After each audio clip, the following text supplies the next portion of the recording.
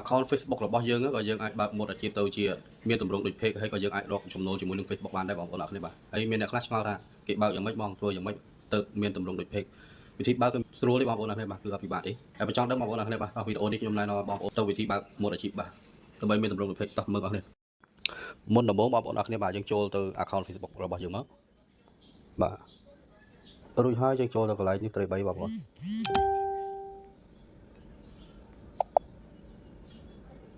រួចហើយយើងចូលទៅកន្លែងនេះកន្លែង setting សញ្ញាផ្សោបងប្អូនសញ្ញាផ្កាយ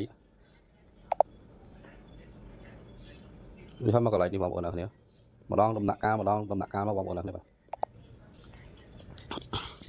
ហើយយើង scroll ឡើងមកលើមក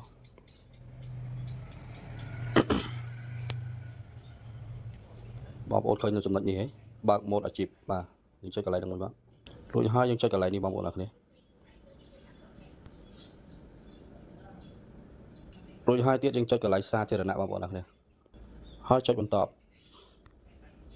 ហើយចុចបញ្ជាក់បងប្អូនអរគ្នាបាទយើងអានមកយើងមិនបាច់អានក៏បានដែរហើយចុចតាមខ្ញុំមកបាទអញ្ចឹងគេឲ្យយើងជ្រើសរើសប្រភេទដែលយើងមេតិកាដែលយើងធ្វើគឺជាមេតិកាអីចឹងណាហើយយើងចុចអ្នកបង្កើតវីដេអូ digital មកបាទហើយខ្ញុំបានចុចរួចហើយបាទហើយយើងចុចបន្តមកបងប្អូនអរគ្នារួចហើយចុចកន្លែងនេះទៀតបងប្អូនអរគ្នាចុចតាមខ្ញុំមកបងប្អូនបាទអញ្ចឹងយើងបានខ្លាយទៅជា page មួយហើយបាទ account Facebook របស់យើងគឺបានខ្លាយទៅជា page មួយហើយយើងចុចចាប់ដើមមកហើយមកដល់ចំណុចនេះគឺយើងចុចទៅផ្សព្វផ្សាយទៅដល់មនុស្សច្រើនទៀតដើម្បីអីព្រោះយើងតែទៅបង្កើតដំបូងអញ្ចឹងវាមានលក្ខណៈដូចជា page អញ្ចឹងយើងត្រូវតែចុចខាងលើបងប្អូនបាទព្រោះដើម្បីឲ្យ page របស់យើងផ្សព្វផ្សាយទៅមនុស្សច្រើនទៀតអញ្ចឹងណាអាចចុចកន្លែងនេះទៀតមកបាទ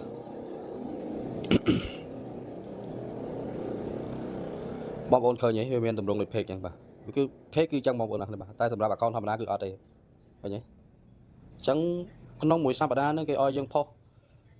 បង្កើតសារបង្ហោះសាធារណៈ5មានន័យថារូបភាពបងប្អូនបាទបងរូបភាពគឺរូបភាពយើងថតរូបភាពមកហើយយើងដាក់ caption ដាក់ចំណងជើងដែលត្រូវនឹងយ៉ាងរូបភាពរបស់យើងអញ្ចឹងណាហើយទី2ឆ្លើយតបមតិបងប្អូនយើងឲ្យបាន5អ្នកអញ្ចឹងណាពេលដែលគេធ្វើយ៉ាងណាគេចូល comment យើងអញ្ចឹងចូល comment យើងឲ្យយើងឆ្លើយតប comment គេបាន5អ្នកអញ្ចឹងទៅបាទហើយទី3នឹងជំហានទី1ទី3យើងត្រូវទទួលប្រតិកម្ម10នៅលើសារបង្ហោះរបស់អ្នកក្នុងមួយអាទិត្យហ្នឹងគេឲ្យយើងបានអ្នកចុច like យើងចុច like មកវីដេអូយើងឬមួយក៏រូបភាពណាអីក៏ដោយឲ្យតែបាន10អ្នកគឺគ្រប់លក្ខខណ្ឌរបស់គេមួយអាទី1បាទអញ្ចឹងធ្វើម្ដងបងប្អូនអរគ្នាបាទអរគុណច្រើនហើយនេះក៏ខ្លាយទៅជាតម្រង់ page ឲ្យបងប្អូនអរគ្នាឃើញទេបងប្អូនបាទនេះមានផ្ទាំងគ្រប់គ្រងដូចជា page ចឹងបងប្អូនអរគ្នាបាទ